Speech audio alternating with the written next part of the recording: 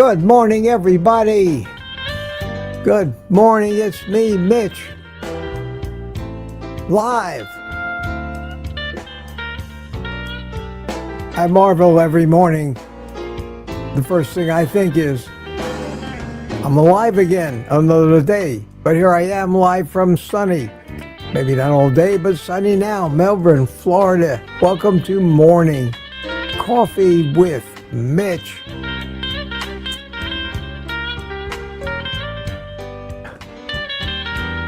Of course. Drink it if you got it. Yes, yes, yes.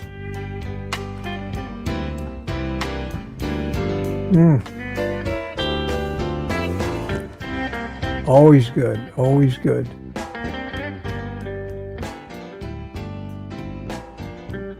Good morning, everybody. The gang's all here starting off this morning. Good to see you all.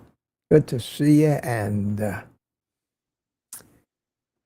it's Hump Day, Wednesday, July the 23rd. Wow, wow, wow. I can't believe it. We're coming up on the end of July again already. That means August. How could that have happened? That have happened. This year's been, very eventful for me.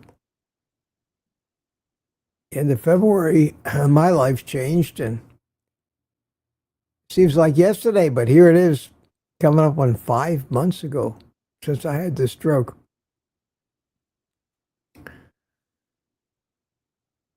Got a long way to go still in my recovery, although I've come a long way. So I've come to the conclusion that recovering from a stroke is just a long-term thing. And when I heard people in the past saying, I had a stroke 2 years ago, I'm still recovering. 4 years ago, I'm still recovering. The reality of that didn't really set in early on. I figured, well, give me a couple months of this, I'll do my therapy, and bang, be right back to normal. Doesn't work that way. Doesn't work that way. Best you can do is get back as much as you can, as quick as you can, so that you can try to return to a semblance of what your life was before that happened. I got feeling a little nostalgic this morning. Every once in a while, something reminds you of me, of what I've lost, and I'm desperately trying to regain. And I don't care how positive a person you are, how much energy you try to have. Even the Energizer Bunny sometimes, my friends, has to change batteries and slow down for a little while. I watched that old video of mine this morning because I've been up since 4:30. I woke up early this morning and I had all this on my mind. I try not to go there, but you can't help it. You can't help it. None of us are Supermen, and you can't help it. Bad things happen to you, and sometimes, no matter how positive you try to portray yourself, you just can't. Fortunately, the good news is I can, and I do, and I am positive, but I watched, I don't know why it came up in my feed. I was watching YouTube early this morning. It was before Kills came on. And that old video of mine, the first time I sat and played the piano, and it hit me. I don't know what to say. It just hit me. It was a stark reminder of what a setback and a struggle this has been. And as I started to think about the fact that it's almost August, and it's been 5 months of unimaginable struggle trying to gain a semblance of what you used to be and be able to do. I congratulated myself on one hand and said, well, Mitch, very few people have accomplished what you've accomplished during your recovery, simultaneously while you're recovering. But knowing that I've still got a long way to go before I will ever play piano like that again, and how much it dawned on me how much I enjoyed. I did it every day. Sat down, and how relaxing, and I enjoyed my self-taught piano playing. That had taken me a lifetime to get mediocre. And in a second, that's all gone. So if I seem a little melancholy today, I apologize. I'm doing fine. I'm doing great. I really am. Very busy.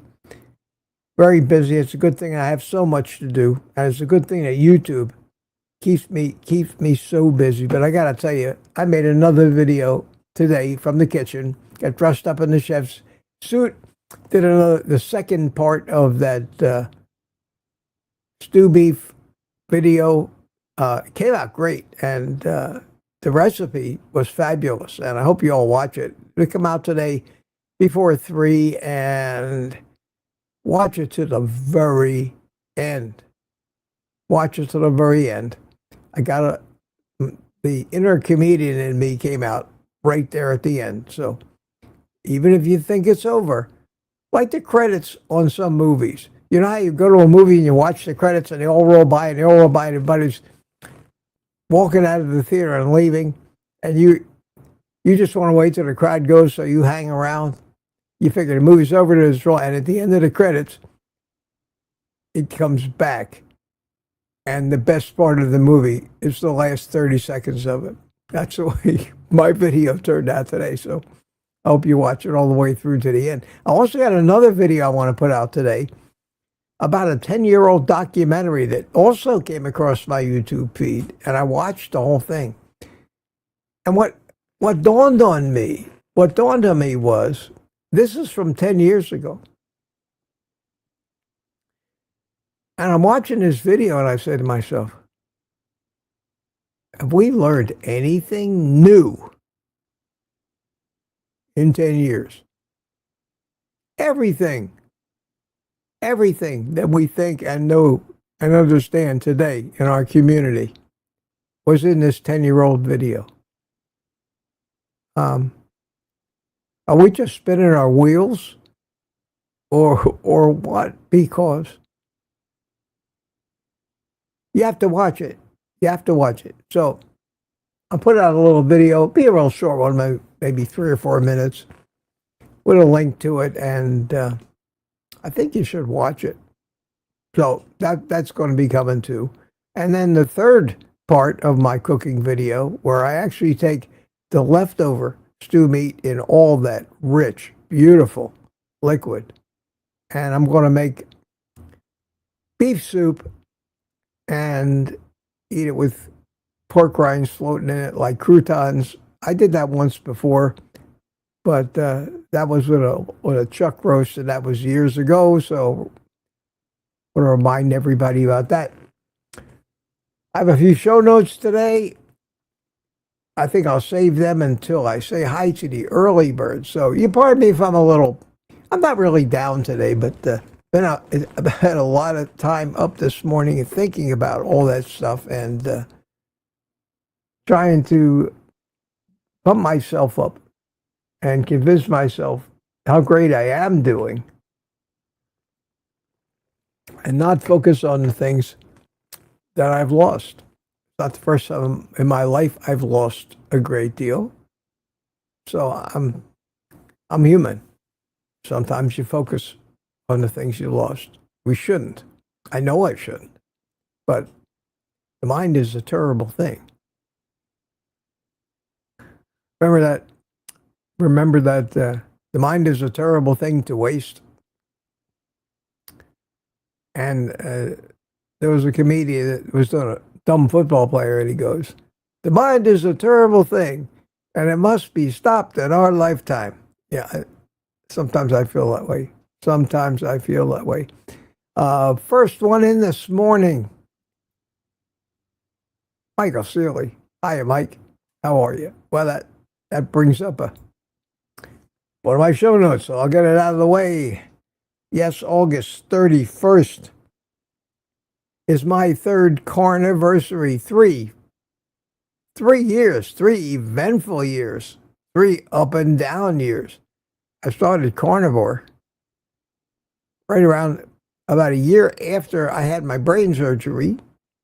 I've been trying to do keto and I couldn't stick to it because of my addiction. And a year later, I started Carnivore. A year later, I started being a carnivore YouTuber. So my third year, Carniversary, is coming up August the 1st. I started August the 1st, 2022. Wow. Got a number of things cooking. Mike Seeley and Mike Seeley Sr. are going to be here in Melbourne, and they invited me to lunch at the Brazilian Steakhouse, and I'm going to join them at 11:30 a.m. It's not an official meetup, but everybody's welcome to come join us for lunch. Love to see you if you come down here. I'll keep talking about it, but we're not going to really make it any kind of an official meetup. It's my Carniversary lunch. Thank you for that. And at 7 o'clock on Friday evening, 31st, I believe it's a Friday. Let me make sure. Well, whenever it is, on the 1st, I think it's Friday, but I'm going to have a live stream to celebrate, and it's going to be an open panel type of live stream like I did for my birthday last May, and starts at 7 o'clock on the first Friday night. I want you all to be there and help me celebrate that I somehow survived 3 years of carnivore, and all the bad things that happened to me were not because of carnivore. And I think I'm alive today and doing as well as I am because of carnivore. And I'm so committed to this way of life. I'm so committed. So please join me then. Please join me then, and I'll be reminding you about that more often. I don't have too many show notes. I have one other thing we'll get back to. Mary M. Mary M. was the first one in last night about, what time was it? 7 o'clock, and then 7:30, Mike Seeley joined us. Main Runner, how you doing? See you this morning. Tuka says, how are you, boss? I just got done telling you. I'm great. I'm great. A little nostalgic this morning, but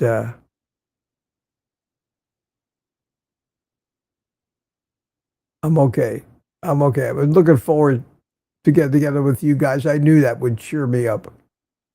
Lizzie was here last night. Sandy Blythe was here. Peter chimed in last night. Rick.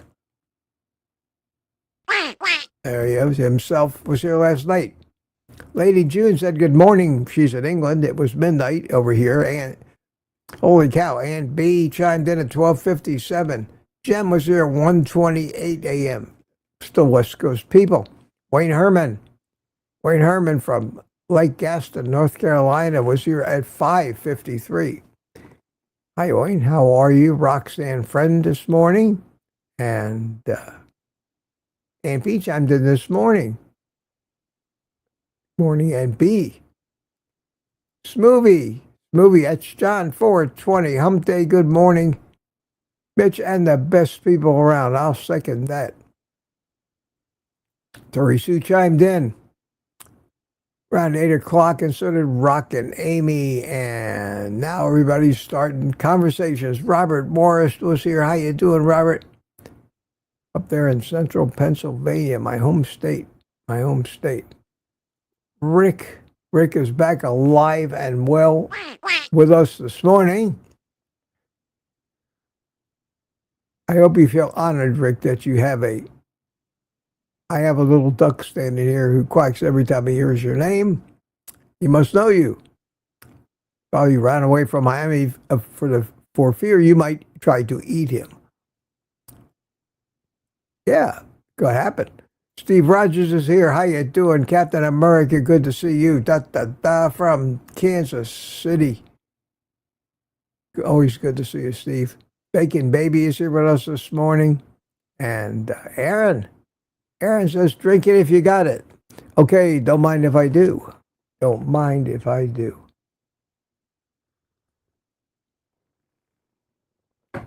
And I know, was it Aaron or some of you had said they can't wait for me to put out another piano playing video. And I've been practicing, but boy, I still got my right arm stiffens up, and it just doesn't, to position my right arm over the right key without having to hesitate, make sure it's in place. And have my fingers, they're working much better than they did, but nowhere near the motor skills yet in my right arm and hand to begin to play anywhere like I used to. I think that's why I got sad this morning when I saw that video. You know, you think you're doing fabulous, and then something comes along, kicks you in the ass, reminds you how far you have yet to go, just to climb, to get out of the hole that you're in and get back to where you used to be at surface level. Kathy, Florida, 84%. Yeah, you're in Florida. Good morning, Kathy. And Tina's here with us. Tina, good morning, Tina. How are you? Always good to see you up there in Maryland.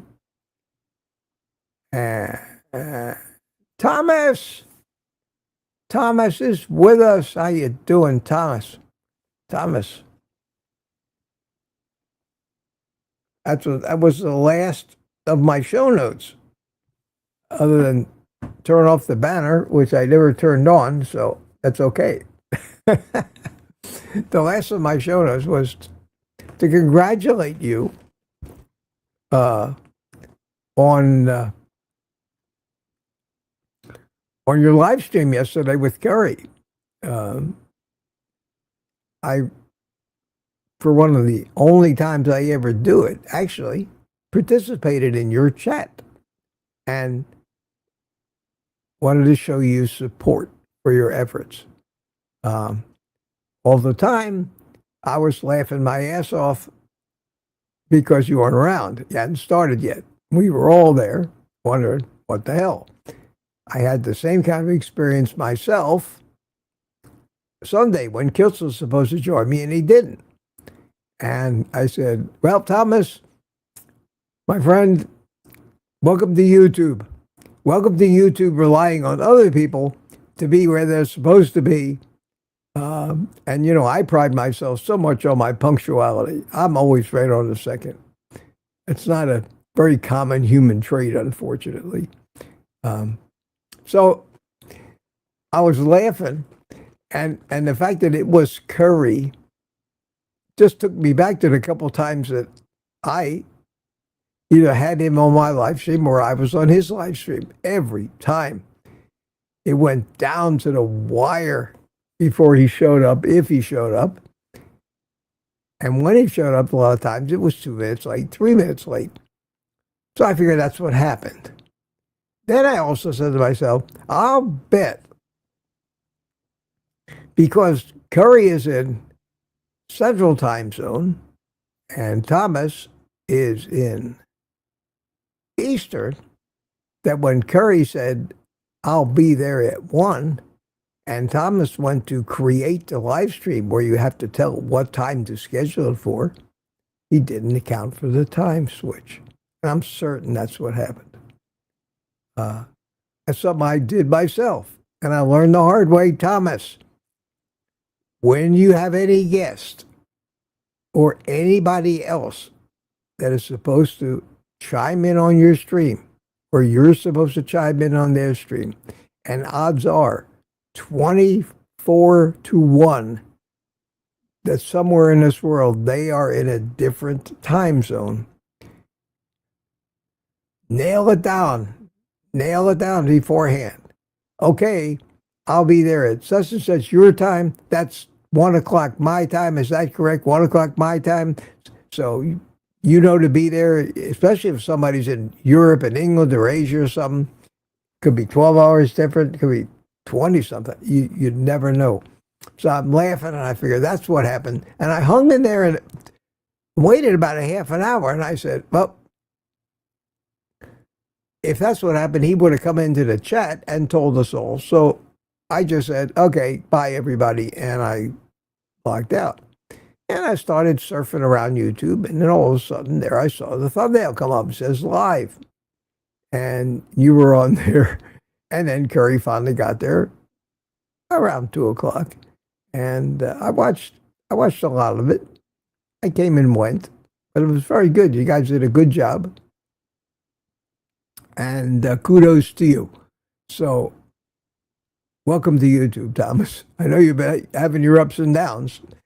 You're not having any ups and downs that I haven't had many times, or any other YouTubers had. No matter how big they are, they all got started once. And the same stuff that makes you want to just say, to hell with this, I've had enough of this crap.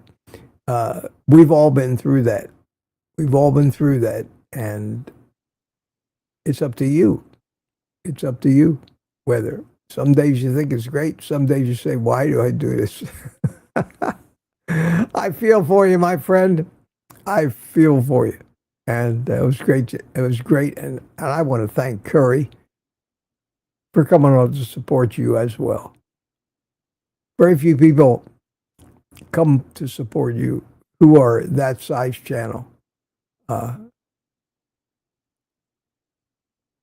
Very rare, very rare. Curry has, Kelsey has, Nelson.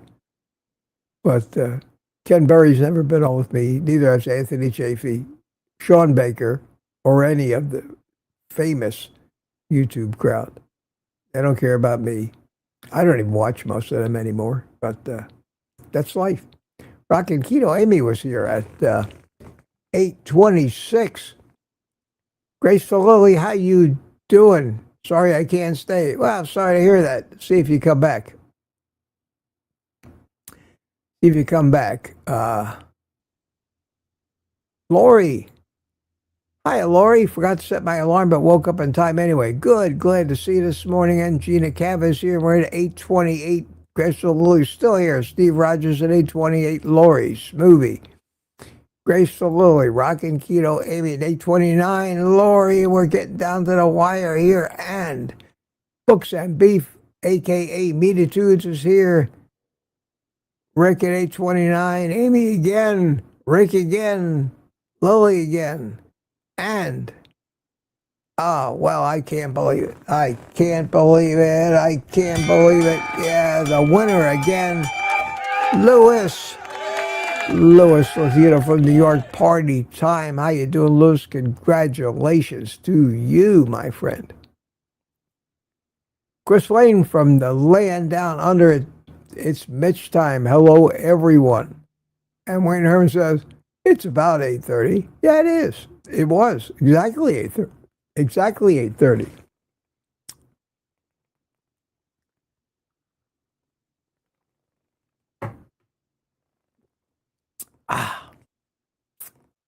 That's good.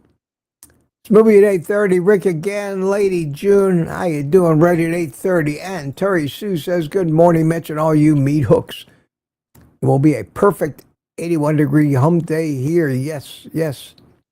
And lawyers back at 8:30. Larry Ryan, good morning to you. Marla Kelly, good morning still. 8:30. Lily again. And Lizzie's here. Hiya, Lizzie. I feel like I'm calling a horse race. And then the lead at first place, taking a post and coming up hard on the outside. I would make a good racetrack announcer. Amy again at 8:30 and Sandy Blythe, how you doing? Still at 8:30. Wow, did it get busy? Pat Acosta. Hiya, Pat. How are you?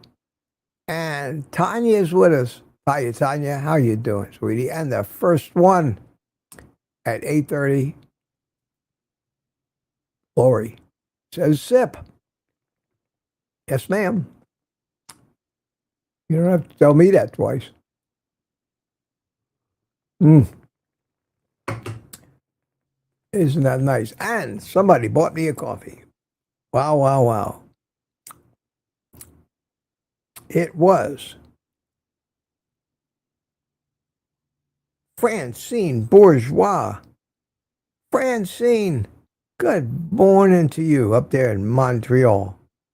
Welcome. for someone very dear to me, she says. Likewise. Likewise, sweetie. Thank you so much for that. Thank you so much for that. What a nice thing to say. It is. What a nice thing to say. In fact, they're so nice, I think I'll allow the rest of you to express your sentiments about me, too. Oh, God, Mitch, you're horrible. You're horrible. What a mercenary. And put my Buy Me a Coffee link up in the chat there. Because every little bit helps. Thank you, guys. Thank you so much. Thank you for being here. All right, let's see. Oh, well, I managed to burn 25 minutes already. You got any questions? Put them in the chat. I'll get to it. Fortunately, we don't get a lot of medical questions here because I am not a doctor. And just common prudence, I shouldn't be talking about things that the rest of the world thinks I'm not qualified to talk about. Even if I'm eminently qualified to talk about it, I shouldn't. And neither should Ken Berry or any of the other YouTube doctors be giving individual medical advice. And when you're asked a question, that's an individual.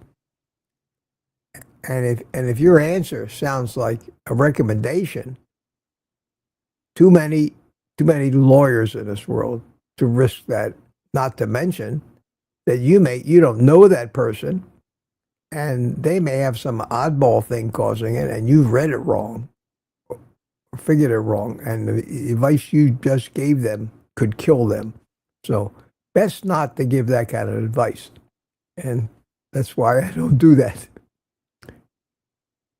Try to talk in generalities and give you advice on things like maybe how to kick addiction, but never what drugs to take or not to take, and really never what advice your doctor gave you to listen to and what not to listen to. In case you haven't noticed it, I am not very high on the medical community and don't say many flattering things about them, but I don't make it really specific. I don't even tell you not to take a statin if your doctor prescribes it. I don't tell you that. You don't hear that from me. Don't take statins. I tell you, I don't take statins, and I think my doctor's a moron. It's up to you to form your own opinion. Sue Middleton, Southern Oregon, how you doing? And Matt, how you doing? Brian, good to see you this morning. Got my 1/4 calf Pete's coffee. Wow. Okay, sounds like you're trying to wean yourself off the caffeine. Is it working? If you're down to 1/4 calf, maybe next week it'll be 1/8. And just remember that decaf still has a little caffeine in it, so you're still going to get something. Not much. If you like the coffee, drink the coffee. Laurie thinks I look bright-eyed and bushy-tailed, Mitch. I was just thinking that this morning. I feel bright-eyed and bushy-tailed. BJS is here. Good morning to you. How you doing? See, Sandra McDonald's here. Good evening. I just had my coffee on the bedroom floor. Oh, Sandra. Sorry to hear that. And here we have a question from Books and Me. Mitch, do you think how fast one eats makes a difference in overall digestion? I eat slow, husband eats super fast. I'm sure there's as many people that will tell you one side of that as there are the other, and they'll argue about it and they'll make videos, although I haven't seen a lot of videos about that in our community, nor have I heard any discussion about it. What do you think? Do you think that there are people who tell you chew each bite 28 times or something like that? Does that help you? Well, it does help your digestion some. because there are digestive enzymes in your saliva, especially when it comes to sugar. But that just predigests the sugar before it gets to the stomach and breaks down the complex sugars into simple sugars, which is, I don't think, beneficial. So it may be that eating fast makes less of your food digested before it gets to your stomach, and it might benefit you in the fact that you don't absorb as much sugar. You don't absorb anything from food. You don't absorb any nutrition from food until it gets finished in your stomach. The stomach doesn't digest a thing. The stomach breaks it down, tears it apart, the stomach acids, break the proteins down into amino acids, does all that, and then it dumps all that into the intestinal tract where we start absorbing the nutrients. So the argument would be, I think, does eating fast or slow have any effect other than what I said about sugar and maybe something else that digestive enzymes might break down? And whether the stomach takes a few hours, I think, before it empties, would the difference in eating slow and eating fast actually affect what goes on in the stomach because it's in there for quite a while? I don't know. It would take a whole study to do that, and there's probably 1,000 different reasons for each side of the argument. And I say that however you eat, you want to eat slow and you enjoy it, listen to your body. There's a reason for that. If your husband eats fast, he's basically going by his instincts, and something in him is telling him get the food in him, whether that's a good signal or a bad signal. So that's the long answer to that question. Basically, it says either way makes sense to me. I can make a case for either, but I can't give you any advice on that. Sometimes we eat fast because we're so used to being busy. I've been so busy all my life, I used to eat fast. But as I got retired and slowed down, and as I started to be able to eat the right foods and savor them, I started eating slower. I didn't consciously do it, it just happened. So it is what it is, I guess. Boy, Mitch, that was a terribly convoluted answer with no real answer involved. But it's a good question, and it might be interesting to search on YouTube for videos about that. And you'll find 50% of them say eat faster and 50% of them say eat slower. Then it's going to be up to you to decide what's real and what's not. And they'll quote studies. Most of them are phony, trying to prove a point, and you'll end up after weeks of research exactly where I am now, going, who knows? There's a lot we don't know yet. We think we know it all, but no. Are you talking about dropping water, Peter? Backwards. Good morning, everyone. Hiya, Peter. How are you? Good to see you this morning. And Thomas, you're very welcome. Thank you, everyone, for your support during my Live with Curry. Yeah, and thank Curry more than anything. That was a long live stream. I came back a little later, and you were still at it.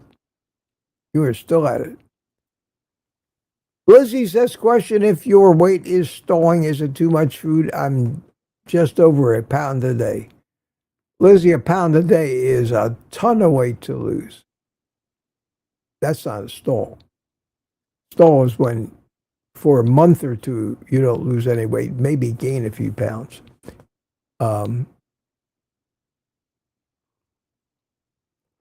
Yes, it could be too much food, but are you eating too much food because you're really hungry, or because it's a habit or an addiction? You need to discover why you're eating. So many of us eat when we're not hungry.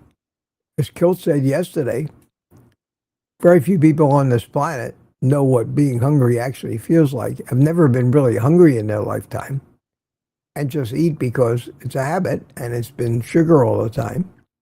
And you got cravings and need sugar. So there's a lot. That's another one of those questions that's impossible to answer. But I can tell you this.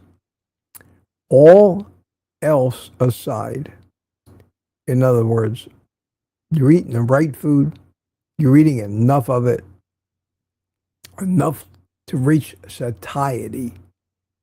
If you feel the urge to wander over to the pantry or the fridge an hour or two after you've eaten, you got to figure out why. Because you don't really need the food. More of it is in our minds, in our heads, than it is in our actual digestive system. Second thing, if you are on any kind of a health regimen or eating regimen, and you don't stall, there's something wrong with you. Our body's natural instincts are to protect our fat. It's our money in the bank. It's our gas in the gas tank. We want to be accumulating it for those rough times when we may have to spend 2 weeks a month without food. That's burned into our genetics from millions of years of not having 7-Elevens and TV and industries that make all this crap to addict us to it.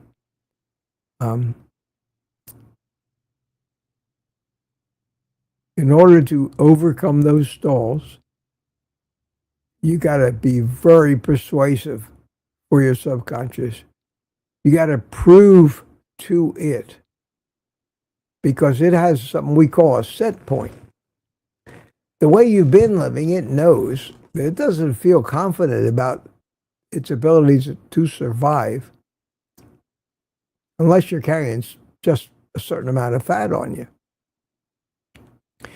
And since we're eating all these foods that actually make gaining fat so easy, we think that's normal. Our brains think that's normal. And we have to, and they've adjusted our entire physiology and our metabolism based on what we've been doing for years. And the minute the food supply slows down, panic sets in. Metabolism and the body goes through all kinds of gyrations to make sure that it does not let go of the fat. So in order to make it let go of the fat, you got to do things that are draconian. You got to eat half of what you've been eating.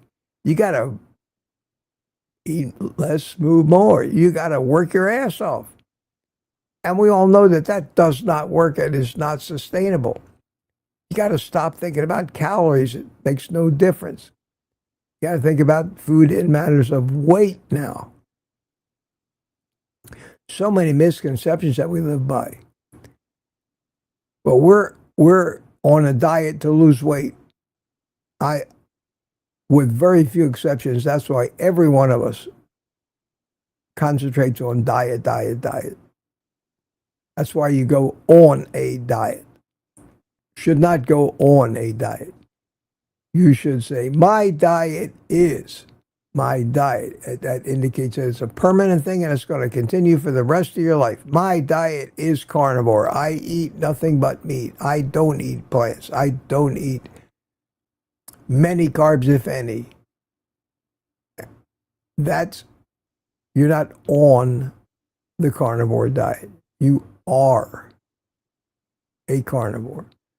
And when you become a carnivore, you have years and years and years worth of habit, cravings, addiction, adaptation to the wrong stuff. And all of a sudden, your body has to get used to the right stuff. So much of the way you use initially is because you're not eating sugar. And when the sugar goes, water goes with it because the sugar molecules are combined with water. So you lose water weight. Problem with water weight, you can lose 2 pounds, 3 pounds of water weight at night. You get up in the morning and jump on the scale and you celebrate like hell. Yay, I lost 2 pounds. And then next day you gain 4. Well, my neighbor is out there doing something. What's my neighbor doing? Banging around.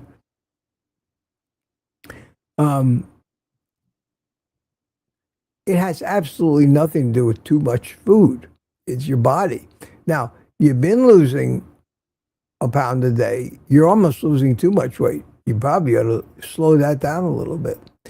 But if you lost a pound a day for the rest of the year, you disappear. You can't do that. Weight loss cannot be a constant. Maybe over a couple of days, but that's about it. Your body is always struggling to put it back on. Stalls are normal. If you feel good, if your health is good, if you're accomplishing what you want, Lizzie, I don't know how much weight you got to lose. If you're one of these people that has 200 pounds to lose, fasting's not a bad idea. But if most people want to lose that last 10, that last 15, 30, even 40 pounds, you're not going to lose it. And if it takes you a year to lose it, that's fine. If it takes you 5 years, it took you however long you've been alive to put it on. So don't worry about stalling unless some really strange stuff is happening.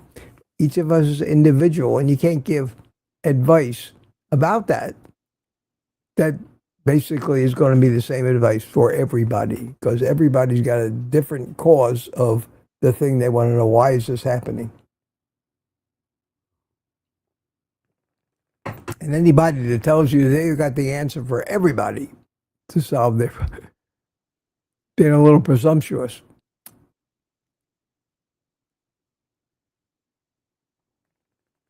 Let's see. Question. James Red. Hi, James Red. I don't know you. James Red, do you think vitamin C deficiency causes your stroke? James,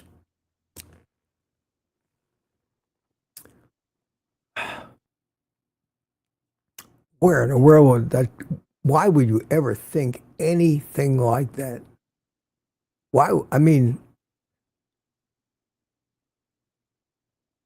of all the things that might have caused my stroke, vitamin C deficiency would be at the bottom of the list. And even if that list had 50,000 things. First of all, what is vitamin C deficiency? And why would you think that, I'll tell you, James, I don't know you, I've never seen you before, but that's a question that a vegan troll would ask me. That's how dumb it is.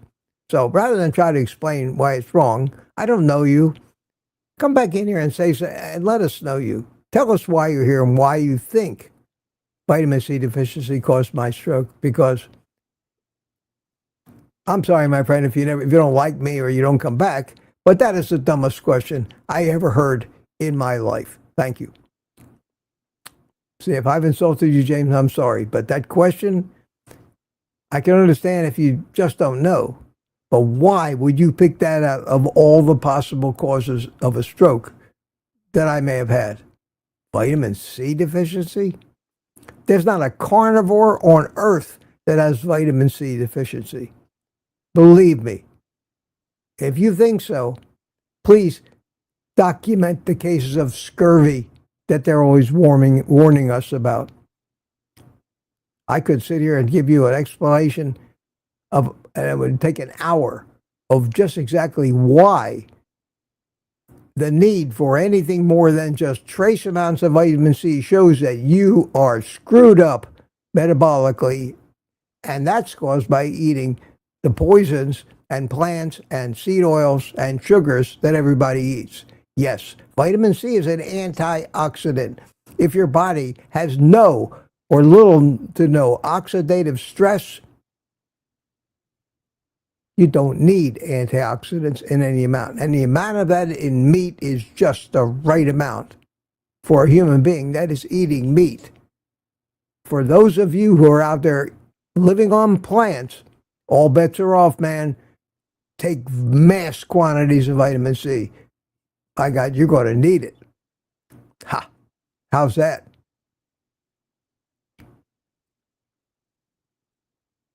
Is that a good answer? Sandy Bob says, LOL, tell it, Mitch. Oh, I don't hold back. I don't hold back. Tuka asked me, how are you, boss? I answered that one already, didn't I? I'm fine, Tuka. I answered it earlier. I'm still far behind in this chat. Half an hour. No, more than that. All right, I see the questions, and I maybe spent a little too much time on them, but I like a good question.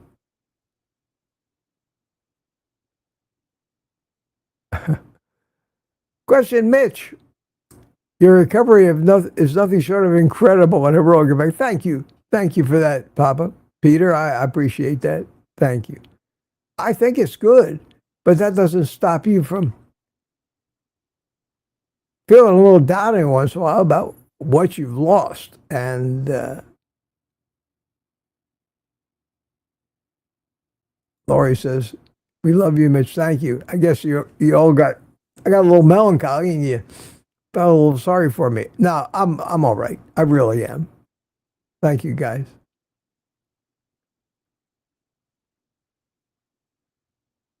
I have a tendency to read all this, and it's just too much of it to read. But that's okay. That's okay. Hey, CB is here. How you doing? Good morning, CB. Good to see you this morning. Dango, let's go. How you doing?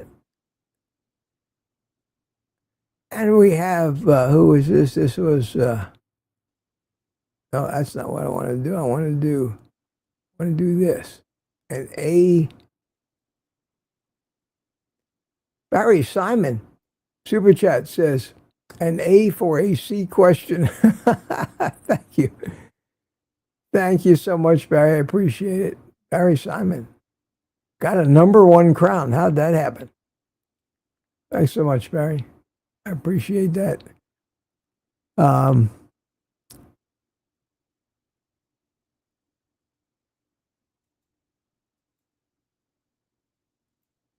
Excuse me a second. There we go.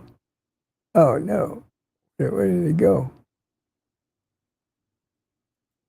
I did the wrong thing. Oh, well. Okay. I didn't screw up my broadcast, though. Just what I'm monitoring over here on my other screen. I haven't dumped myself out of the broadcast yet today. I'm using that mouse that has this silly back buttons on it because that other mouse keeps crapping out on me. So I'm going to keep going. All right, sorry about that, guys. The producer got a little busy, and the talent had to wait.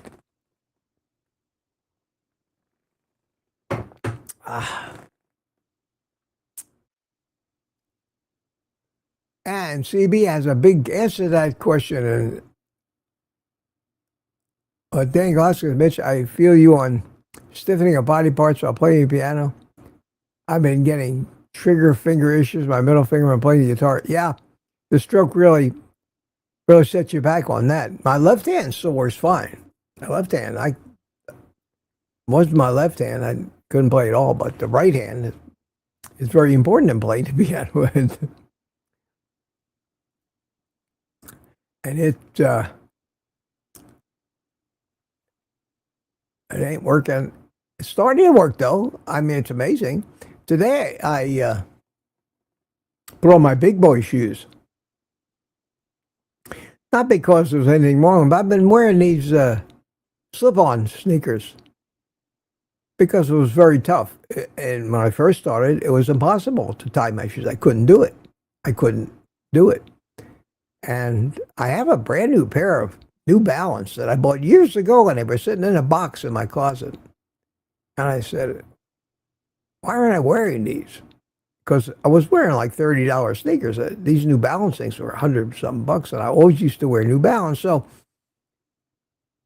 I got them out, and I couldn't wear them. I wore them for a little while, but what was happening was my right leg would get edema, and my ankle would swell, my foot would swell. Not huge, but enough where I couldn't wear that shoe. It just got too tight, uncomfortable, and cramped my foot in there early on in my stroke recovery.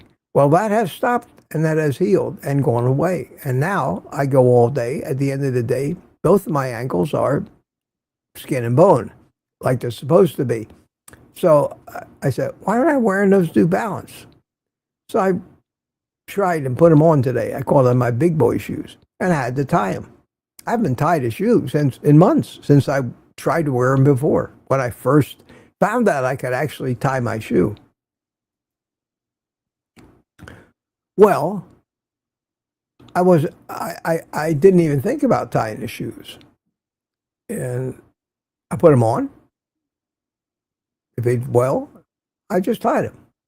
It didn't dawn on me that I was tying him without having to concentrate on tying him. It was, again, just something that you knew how to do, and you just did it. And it was like that for me this morning. And that is a measure of recovery that's tangible.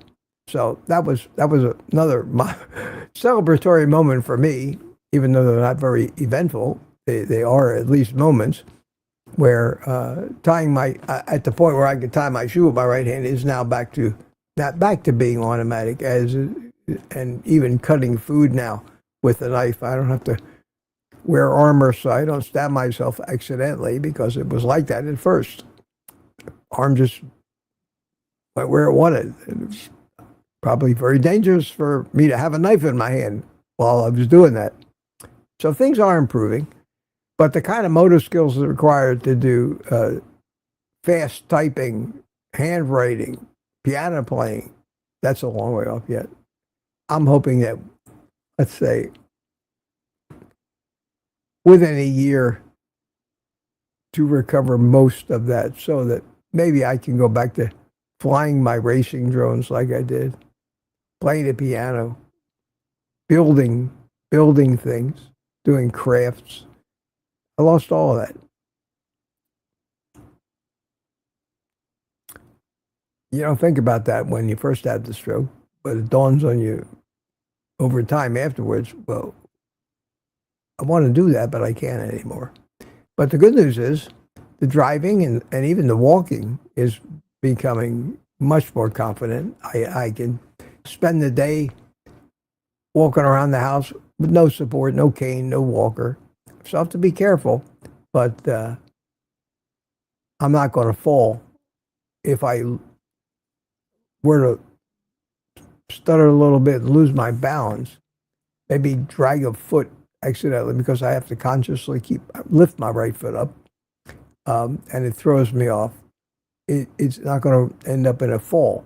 I just stop and get my balance back. So I don't worry about that. I still wear the I've been over here. I don't wear during the stream, but I still wear this thing, the push button thing.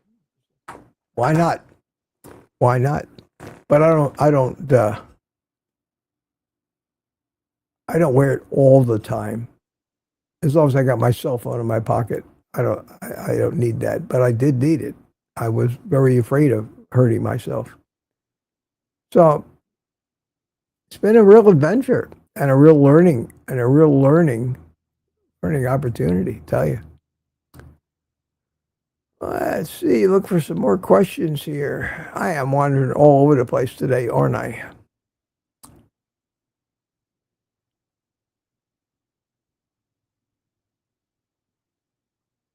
Questions. I'm up to 8:58. I'm about a half hour behind. What are you guys talking about now? You are talking about New Balance shoes. Yeah, I feel. Yeah, the New Balance are great. They're not cheap, but I've worn them all my life. Back when my knees and my back ached like crazy all the time, arthritis. Uh, my knees were so bad. There was times when I just couldn't go out and do anything that required me to be on my feet for any length of time. Uh, all that is cleared up now with no surgery or anything. The arthritis is completely gone from being carnivore. And even when I started keto and got off of most of the sugars and seed oils and grains, except for a few carbs worth of broccoli, Brussels sprouts, all that stuff's cleared up. Keto's okay if you're not a carb addict. That leaves maybe 20% of the population that can do keto. The rest of us are carb addicts. Most of the rest of us that are carb addicts don't realize it or don't want to admit it because we think we're in charge. Willpower. Right. Somebody, let me ask you, there's a simple way to find out if you're an addict. I mean, a very simple way. I don't care what you're addicted to. I don't care if you're addicted to alcohol, drugs, or gambling. Whatever you think you're addicted to, or whatever you're convinced you're not an addict and you have it under control. Whatever it is you're addicted to, get rid of it. If it's alcohol, get rid of all the alcohol you have in your house and make sure that you don't allow yourself to go near any establishment where you can get some more for 30 days. You'll find that the first day, if you don't have any in the house, you're already finding excuses why. Well, just a little bit. Okay, I got to go get some. I'll get in the car. I know all-night liquor store down the street. I'll go there. And you'll have liquor. Well, then you're an addict. Same thing with drugs. You're going to be robbing people to get money to buy drugs. You can't consciously stop that. And the same thing is true of sugar. So you think you're not a sugar addict? Go on carnivore for 30 days. Give it a shot. Not keto, but carnivore. 0 sugar, beef, butter, bacon, and eggs, period. Get rid of any of it that's around you so it's not convenient. And if you could make it 30 days, you may not have been an addict.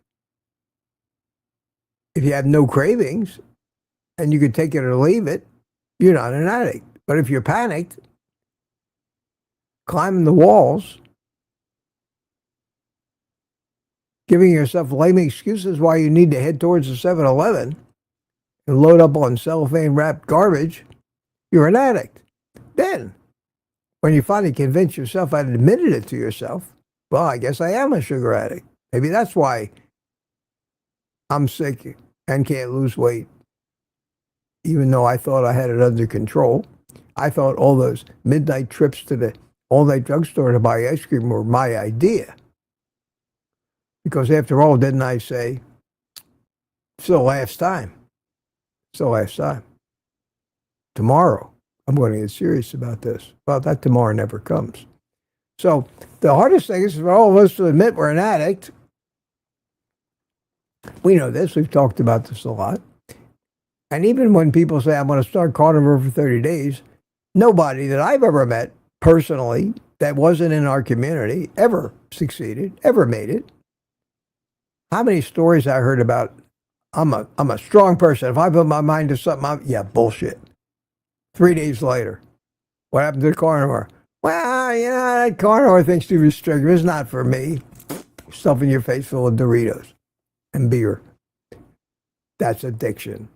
But they won't admit it. And even in alcoholism, the first step, until you admit you're an alcoholic and almost hit bottom, you have to almost hit bottom. be homeless, whatever. Lost your family, your money, your job. It has to be that bad before you finally wake up and say, I don't want to do something about it, but I guess I have to. And you head for the AA meeting. We don't have that equivalent in our addiction. It's not even considered an addiction. The first excuse to make it okay to eat crap is, how can you be addicted to food? You'll die without food. You need, well, that makes great sense to the addicted mind. To somebody who knows what the different types of food do to you, it doesn't make any sense at all. None of us are addicted to meat. We're not addicted to meat. If there wasn't an ounce of meat on the planet, we would still be eating tomorrow. We'd be eating all that shit we try to avoid now, but that's survival food. And we would be eating in order to survive and following our instincts, and the cravings would lead us right to that food and we would eat it. It's a battle. It's a battle to eat the right food when all the survival food is always around and in your face and attached to everything. Everything that we do in our culture. Eating is our culture now. Terrible. I don't know how I got started on that, but I'm going to finish it. Hope I made whatever point I was trying to make. And B says, Mitch is not a doctor and he doesn't play one on TV. It's true. That's true. It's one of my favorite things. I'm not a doctor, but I play one on TV. People will take medical advice from those guys, too. You run into Hugh Laurie walking down the street and say, excuse me, Dr. House, can you help me? I have a medical question.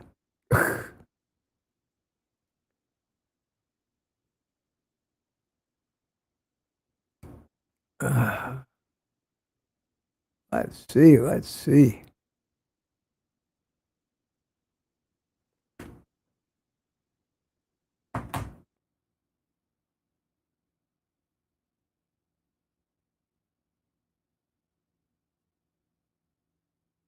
This is true. You guys can turn on the timestamps in your chat. I don't know if you knew that. It's part of the settings. If you look at my channel on the screen, you'll notice to the left of everybody's name is a timestamp. And if you don't have them on, it's a good idea. Unless you don't care. But for those of us who live by the clock, second by second, which you have to do when you're doing what I do, it's a good idea. That's how come I know exactly who was the first one in at 8:30, because of the timestamps.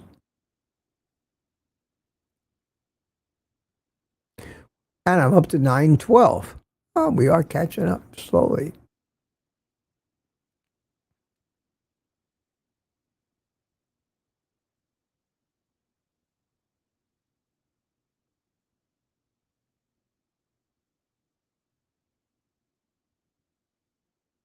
Terry Sue says, Mitch, don't fall into this booby trap that's happening. What booby trap is happening? This is a recent chat. I don't know which booby trap you're talking about. Can't do timestamps on mobile devices. It's possible. It's true. I never tried it. But I've never seen it either. Maybe they just take up too much room on the... And then we have somebody here named Booby Biscuits. Who's that? Booby Biscuits says he didn't even notice. Ha ha. What was it that I didn't notice? See, now you got me.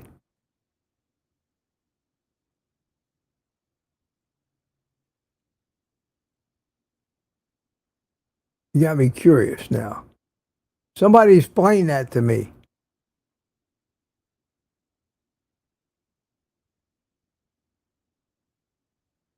And Booby Biscuits, whoever that is, says, okay, he's confused, laughing my ass off. Booby Biscuits says, can't stop laughing. I don't know who that Booby Biscuits is. Is that you, Aaron? You have another channel? Oh, Booby Biscuits is no slow Gary. Okay, that's what I want to know. I'm up for a good joke. That's fine. Gary? Oh, that's great. That's great. That was just in time too, Gary. Because let me show you something, Gary. You watching the screen right now? Let me go to one of your posts here. It says, Gary, I'm dying. That's Booby Goats. And where's the last Booby Biscuits? Booby Biscuits. Here it is right here. Booby Biscuits is a member of my private community too. That's scary. That's funny. But I can click this. And look at the choices that I have. I can see your channel activity. Let's see. Wow, wow, wow. You've been around for a while. Look at that. Look at that. See, I can go back in history and see everything you ever posted under that handle. All right. What else we got here? It says, go to channel. You can do that. I can report you to YouTube as being a troll. I can remove you or remove this message from the chat. I can put you in a timeout, which means you're not going to be able to chat. It's like sitting in the corner with a dunce hat on. Or the big one is hide user from this channel. And that's the death sentence. That's the death sentence. I don't do that. I've never done that to somebody in the chat. I've done that with them in comments. After I've looked to see all their previous comments, decided they're a moron or a troll. I don't want to hear from them or be bothered anymore because it takes up time. And I've never done that on a live stream. Never put somebody in a timeout or never hid them. But I got to tell you, most moderators, and many of you are moderators on Kelsey's channel and Curry's channel, have the same power to do this, to use it. That's why they call them moderators. That's why they call them moderators. My cell phone is beeping like crazy. Robert Warris bought me 3 coffees. Thank you so much, Robert. Very nice of you. Says, good morning, Mitch. Robert sent me a coffee cup. Talked about that. Thank you, Robert. Good morning to you, too. And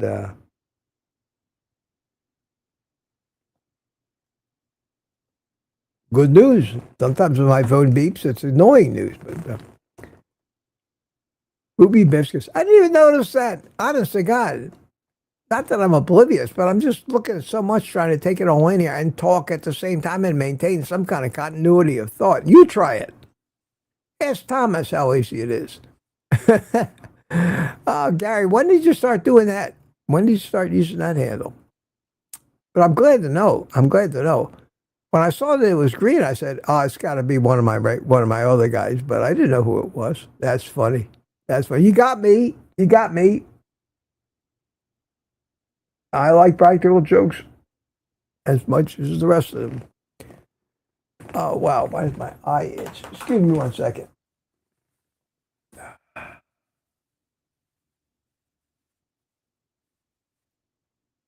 Oh, that's a stroke thing. The muscles up there were affected.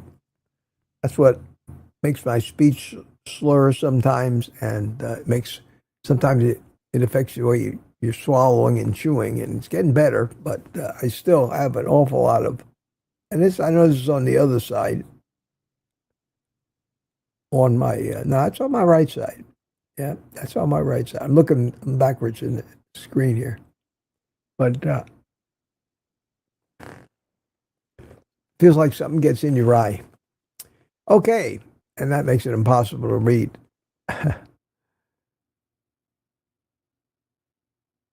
bacon maybe high. YouTube doesn't highlight Booby Biscuits, but still highlights no. So that's highlighting me on my chat here. Booby Biscuits is green. Unless you want to be joining the private community twice, that's fine with me. Thank you guys. All right, let's get on from that. And Tuka said, "How are you, boss?" I answered that earlier. Sheila, you're not doing it wrong.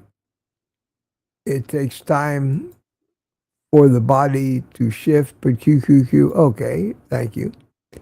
And I'm thrilled when we get new people in here asking questions.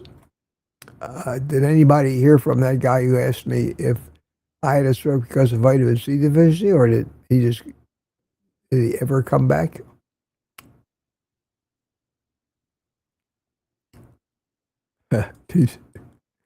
I must have been lecturing him right there. Professor in progress, Mitch, you go, Mitch, yay. Oh, thank you, Jim. Appreciate that.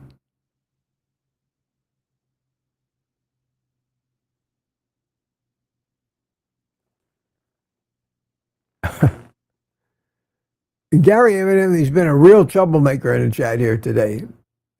There's Barry Simons. Super chat, thank you. Thank you. An A for a C question, meaning vitamin C, I guess. And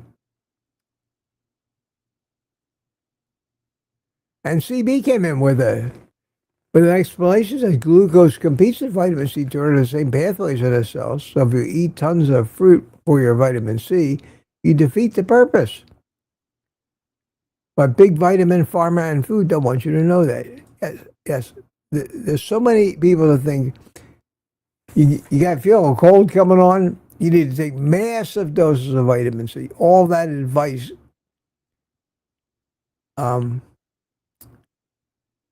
just coincidentally favors going to have to buy more of it. They don't tell you to eat less. It's always, you need this, you need that, you need to get this, you need more of this, more of that. Very rarely do they say you need to not buy it. It doesn't fit in. Telling somebody not to buy anything. A doctor telling you not to take a drug does not fit in with their narrative. Yeah, there's a question of the day, Terry Sue. Why, Gary, do you feel the need to do that?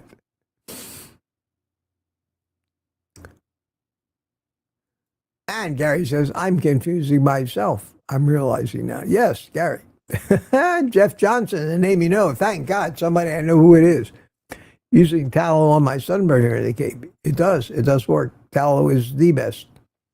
Or lard or animal fats make the best moisturizing for skin cream. They absolutely do. No doubt about it.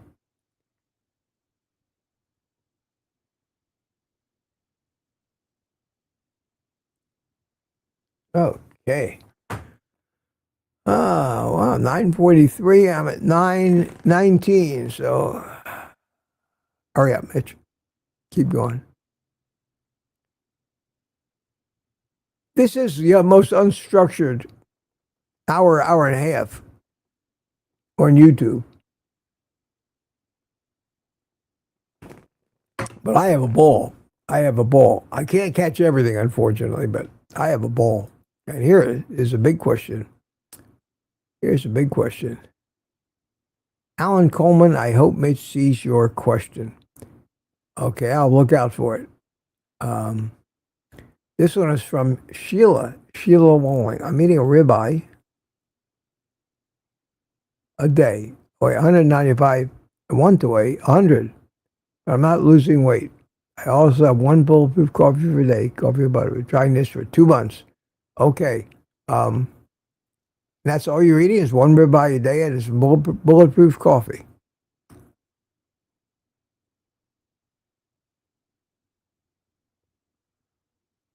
I can't tell you. I don't know you. I don't know your medical history, and couldn't possibly know why. Something is keeping you. It might be the bulletproof coffee. I can't tell you. I can't. I honestly got you. I wish I could give you an answer. It's entirely possible that you do have something a thyroid problem or hormonal thing. And I hate to send anybody to a doctor, but there may be there has to be a reason why you don't lose the weight. If you know you're just doing that, and you know, and I have no reason to doubt you, there nothing happens with no reason. And by all that is normal and holy, somebody who just ate one ribeye a day and drank a cup of, how much bulletproof coffee are you drinking in a day? Because that could be a lot of butter. I hate to tell anybody to eat less food. How's your hunger? Are you always hungry? Or are you never hungry and just eat because you think you have to? Don't know enough. I wish I could give you a 1 pound ribeye day, because I wish I could tell you. It would just be a guess. Could be. I would try to eliminate any of the thyroid or hormonal reasons you may need to actually take some thyroid hormone. If you need more iodine or whatever it is, that's not. It shouldn't be happening. If you only eat a pound of beef a day, you could try cutting out the butter in the coffee and see if that makes any difference. But somehow I don't know if it will or not. And I don't know if any of the doctors on YouTube could give you any more certain an answer than I did. Maybe only list off more medical conditions you may have, or even something in your genetics that's going to keep you. You have to know. Doctors take your medical history. So, when did you put this weight on? How did you put this weight on? Did you used to be thin? You always been heavy. When you started to put the weight on, was there an associated? What else happened at the time? You have to be quite a detective to figure this stuff out. I'm glad to see you here. And if anybody in the chat has any idea, I guarantee you they will make suggestions and try to help you.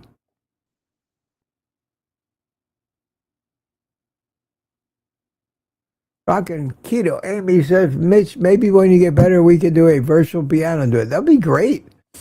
That'd be great. I don't think I'm up to that yet. But when I post my next piano playing video, bring that up again, would you? That's a great idea. So now y'all are having fun with me. I can take it, guys. Honest to God, I can take it. Lexi's here. Hi, Alexi. How you doing? Good to see you. Good to see you. Glad you're here this morning. Bill Cook is here. Hi, Bill. Stephanie Boyd is here. Strict Carnivore 11 months. Found some ice cream in garbage. Pulled it out, started eating. Then trying to spit it out, so I'm mad at myself. Instant anxiety and migraine. After 9 months, very upset. Stephanie, such is the power of addiction. Honest to God. Glad it didn't cause you to really fall off the wagon. You dragged a little foot for a while, but you pulled it back in. And welcome. Good to see you here.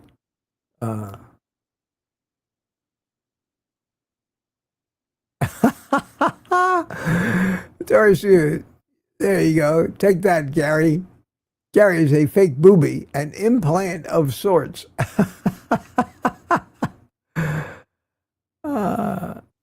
I'll be so bad if Mitch calls me booby biscuit. Well, what do you expect? That's what I see in front of me. I love you, Gary. You know that.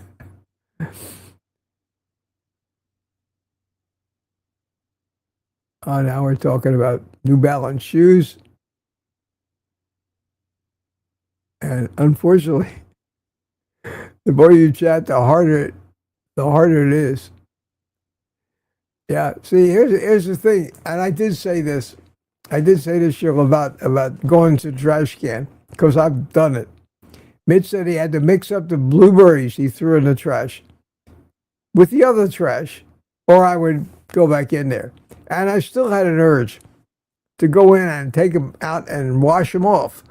So I finally, just to put the whole matter to bed, I took the whole bag of trash and put it outside the trash can and stepped on it, squished them inside the trash bag. And I figured, nah, I'm not going to go through that mess now. But that's the power of addiction. And the amazing thing is, while you're doing this, it seems perfectly okay. Normally, but that's the power of your subconscious mind to control you and make you think you're controlling yourself. Sheila Wong says, what about artificial sweeteners in your coffee? That's my only weakness. I have to have my coffee sweeter than without any. Well, if you have to, do some research on which sweeteners are less harmful than others. But the problem, it's not the sweetener, it's the sweet taste you're addicted to, regardless of what sweetener you use. And the only way, if you don't want to do it, is to wean off of it. Use a little less each time until finally none. Till finally none. But that's a conscious choice. And a habit.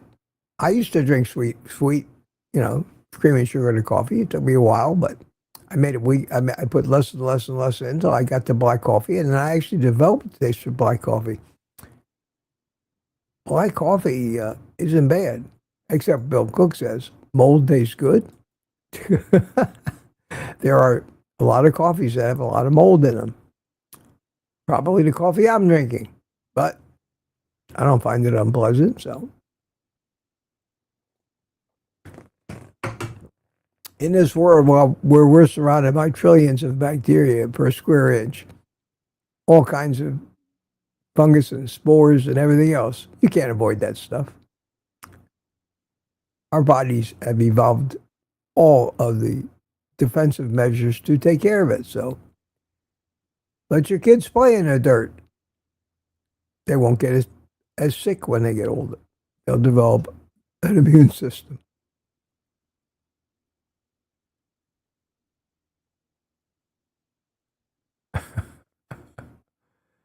You guys are getting downright silly in here now. I got to stop reading these things. Look for the QQQs, Mitch. It's almost 10 o'clock.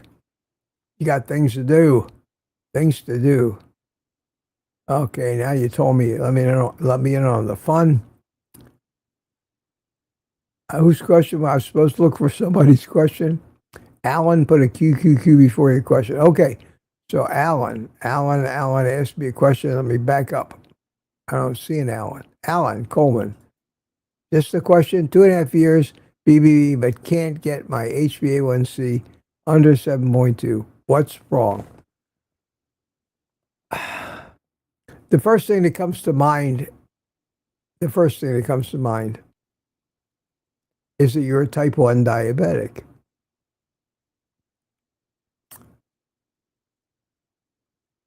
That would be the most obvious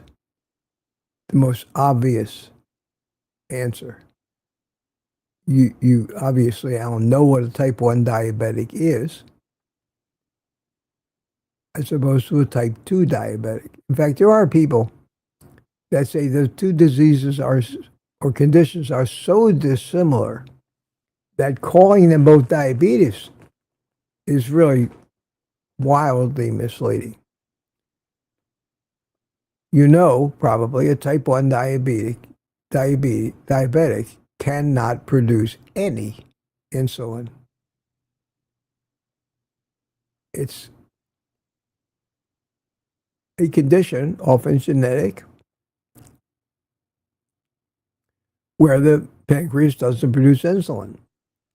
They used to call that juvenile diabetes. But now half the kids on the planet have diabetes, so that doesn't make a distinction anymore. It's something generally you're born with. And before common medicine, those children just died fairly rapidly because you can't live without insulin. So no matter what you eat or how you change your diet, your body still needs insulin. And if you're not making it, you got to get it from somewhere. And that's exogenously, and you got to take shots. I don't know. That would be my guess. I'm not a doctor, but I do know that much about diabetes. If you're a type 2 diabetic and your body can still produce insulin, you're going to have to involve a doctor. And an endocrinologist should be able to help you with this. And they should do a much wider range of tests than the normal fasting glucose doesn't tell you shit. They should be doing tests that actually measure the insulin that your pancreas is producing, as opposed to the insulin you may be injecting. And that's called a C-peptide test. And you might need to get that. But you gotta get with an endocrinologist that doesn't just buy into all the shit that the narrative of today, because they'll tell you, oh, 7.2 is okay. Okay, we just have to, readjust your dose of insulin. No. And it may be, unfortunately, if you're type 1 diabetic, being on Carnivore will do one thing for you. It'll just mean you need less insulin, but you're going to be stuck with that. That's my best non-doctor answer that comes with no guarantees. But I'm glad I found your question. And thank you all that was a great question. Good question. Let me show off that I do know a little bit about physiology. Alan Coleman, 2.5 years. Okay, he asked the question again. Yeah, that time he put the I would have gotten to it, Alan. Fine, I would have found it on my own. But thank you, everybody, for pointing me that. That was a great question. And we have Sheila also chimed in. Alan, I also wonder about this positive and his sugars won't come down below 195 no matter what. He's in a wheelchair also. Well, is he doing pure carnivore? That's the first thing. Because if you're still eating some sugar or not being honest with yourself, no, it's not going to come down. But you got to find, some people, unfortunately, just have to find a doctor who knows what he's doing. And are not going to get the answers they need on YouTube in a chat. Sorry, it takes more than that. I'm not a big advocate of testing, but if there's a problem, I'm a big advocate of testing. It's just if there's no problem, by God, stay out of my metabolism. We, medical community, stop putting me on drugs that are killing me. Beefy is going to change his name to Beefy Boobies. Channel's going to hell, Mitch.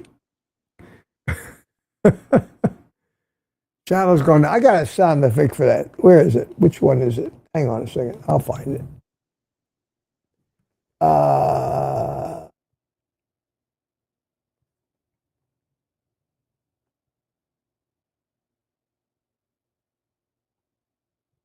Where is my sound effect that I want?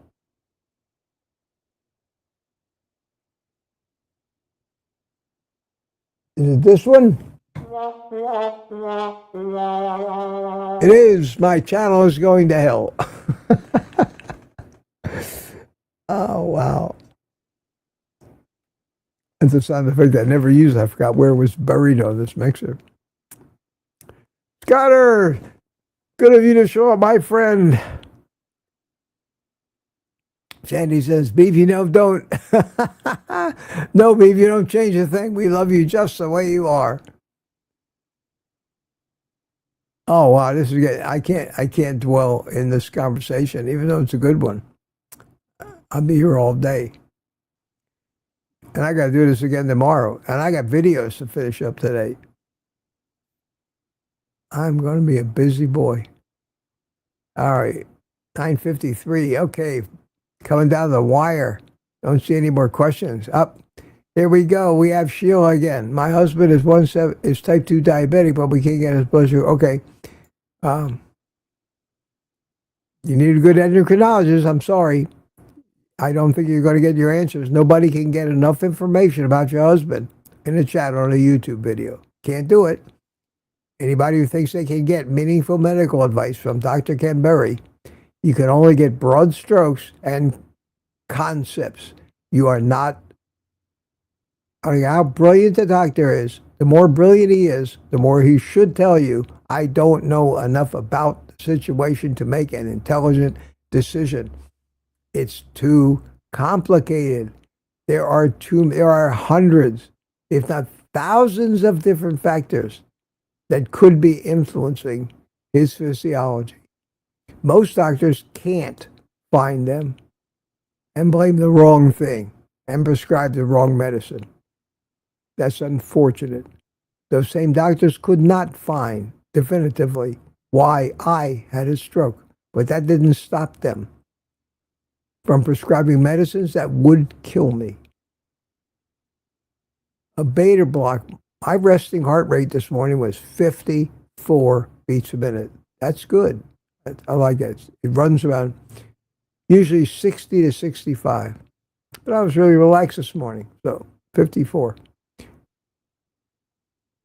A beta blocker slows your heart rate down. That's how it adjusts blood pressure. My blood pressure is normal. The doctor in the hospital prescribed these beta blockers for me, but the nurse couldn't give them to me half the time because when she came in to give me the medication, my pulse was too low. My blood pressure was low normal. Did this doctor ever say, well, stop with the beta blocker prescription? No, not only that, but when I left the hospital with a handful of prescriptions that I'm supposed to continue to take, the beta blocker was still there. Even I argued with this guy, the head doctor in that hospital. Why the hell do you have me on a beta blocker? Well, you came with it. I said, what do you mean I came with it? Well, they put you on it in the emergency room. I just wanted to, if I had hair, I would have torn it all out. I wanted to yell at him, you moron, stay away from me. But you can't do that because you don't want to be public enemy number one in the hospital when these people are the ones that need to take care of you, and especially if you're bedbound and can't move like I was. So it's a horrible, horrible thing to be captive by a bunch of incompetence with all the wrong information. And that's why, I'll say it again, medical mistakes are the third leading cause of death in this country. And I've already told you, I think it's the first leading cause because it's those medical mistakes that cause the heart disease and cause the diabetes, which are leading causes number 1 or 2. It all goes back to bad information about everything is the leading cause of death in this country right now. And God help us if we get caught up in that system and we're helpless to continue without it. It's maddening. And I think back of what I went through at the hospital with the garbage and nonsense that I heard and the shit food with all the poison and even the stuff supposed to be good was poison. And sugar. That's all they feed you. And they follow right up with it's like in a football game. The sugar vendor comes along and followed immediately by the insulin injection vendor. That's it. Solves nothing. Keeps you alive a little bit longer. Everybody's laughing their ass off.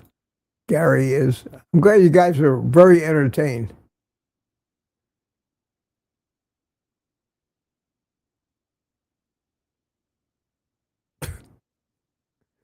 You guys are getting silly here towards the end. I got to get going. Honest to God, I got to get going. It's been fun. It's been fun. And I did it. I did it. If I see the word booby one more time in this chat. All right, guys. All right, guys. I'll tell you what. Where are we? Where are we? Hang on. Hang on a second. I have no idea. I'm lost on my mixer here. There it is. There it is. A little happy music. As if you guys need to be any happier. We went off the rails, Mitch, but boobs are carnivore. Yes, Terry Sue, I agree. And far be it from me to say anything bad about boobs or indicate in any manner that they're not some of my favorite things. Okay?